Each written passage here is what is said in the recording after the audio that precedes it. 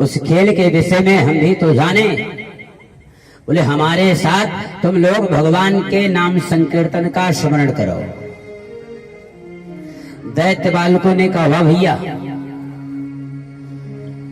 एक तुम्हारे पिताजी हैं हिरण्यकशिपु, सारे संसार में प्रतिबंध लगा के रखे कि जो भी व्यक्ति उस विष्णु का नाम लेगा, हमारे भाई के हत्यारे का नाम लेगा, उसे प्राण दंड दिया जाएगा। और एक तुम उन्हीं के बेटा हो, सारे संसार में प्रचार प्रसार करते फिरो, तो हम तुम्हारी वाली माने, तुम्हारे बाप वाली माने। प्रहलाद जी ने कहा हमारे बाप वाली नहीं, तुम हमारी वाली मानो, हमारे साथ भगवान के नाम का संकीर्तन करो। बालकों ने कहा ना, यदि हम नाम संकीर्तन किए तो महाराज तुम्हारे पिताजी आ जाएंगे, तो इंगित किए हैं प्राण दंड मिलेगा।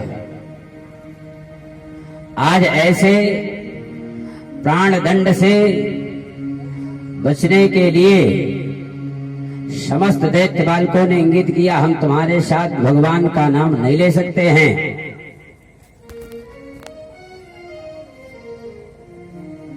प्रहलाद जी ने समझाया महाराज इस संसार में कोई किसी का सेवक स्वामी नहीं हो सकता है, इसलिए भगवान के नाम का संकीर्तन करो। जिस नाम का स्मरण करते जीवन में जितने पाप और ताप होते हैं, सारे पाप और ताप विनष्ट हो जाते हैं। दैत्य बालकों ने प्रश्न किया ये तुम्हें मिला कहां से, हो तो तुम हमारे हमजोली के।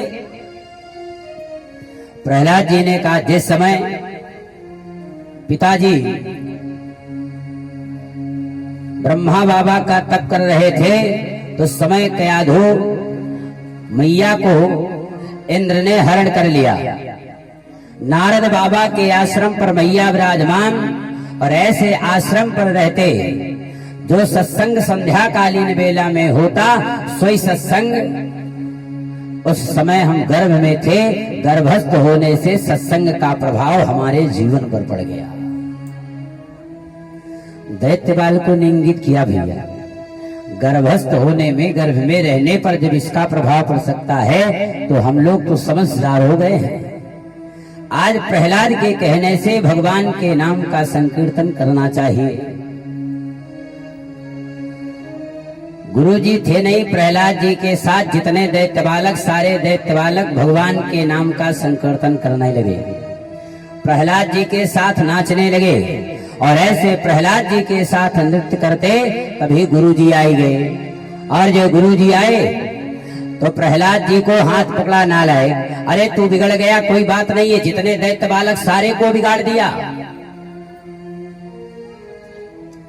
प्रहलाद जी का हाथ पकड़ते साथ में गुरुओं जी नाचने लगे।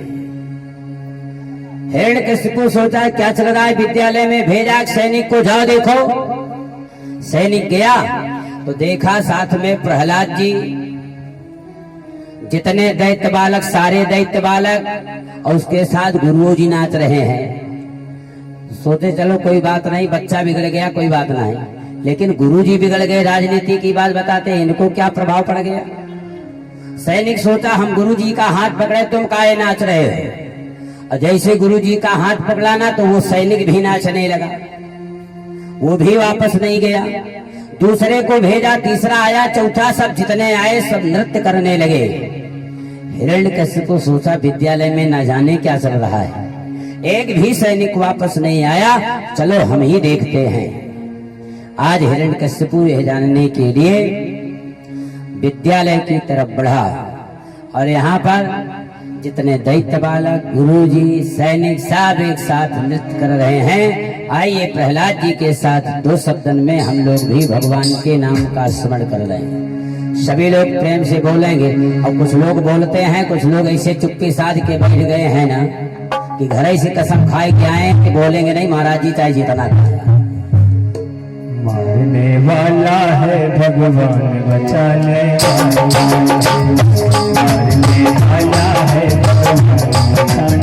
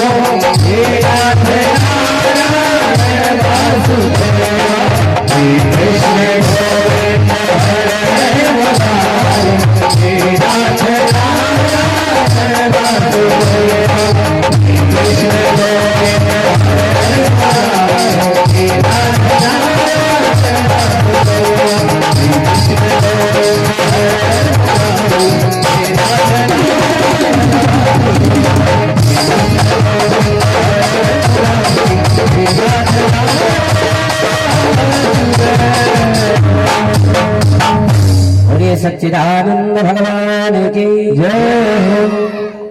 आज जितने दैत्य बालक गुरुजी सैनिक सब एक साथ नृत्य करते, तभी हिरण्यकश्यपु पहुंच गया और जैसे ही दृष्टि पड़ी हिरण्यकश्यपु पर समस्त दैत्य बालकों के सब स्तब्ध से खड़े रह गए। जिसका हाथ ऊपर था ऊपर रह गया, जिसका नीचे था नीचे रह गया, जिसका कमर पे था कमर पे रह गया। कोई किसी की हिम्मत नहीं सीधा खड़ा हो जाए। दैत्य बालकों ने प्रहलाद जी से कहा, संभालो तुम्हारे पिताजी आए हैं, हमने मना किया था कि तुम ये नृत्य मत करवाओ। प्रहलाद जी ने दैत्य बालकों को इंगित किया, चिंता नहीं करो। तभी हिरण्यकश्यपु प्रहलाद जी के समक्ष पहुंच गए। प्रश्न किया, बेटा तुम्हारा परमात्मा कहां रहता है?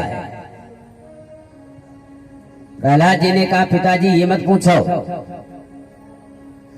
वो तो सर्वत्र व्यापी है, कण कण में विराजमान। और आप ये क्यों नहीं पूछते हैं कि मेरा परमात्मा किस जगह पर नहीं? हो तो सर्वत्र व्यापी है। अरे व्यापक सर्वत्र समाना प्रेम के प्रकट हो ही मैं जान। सर्वत्र व्यापी है, सब जगह विद्यमान है। हिरण्यकश्यपु ने कहा, सर्वत्र व्यापी ये तुम्हारा परमात्मा है तो क्वासौ यदि सा सर्वत्र कस्मात् अस्तंभम न दृश्यते। यह तुम्हारा परमात्मा सर्वत्र व्यापी है तो इस खंभे में क्यों नहीं दिखाई देता है? प्रहलाद जी ने कहा, पिताजी हमारा परमात्मा इस खंभे में भी विद्यमान है।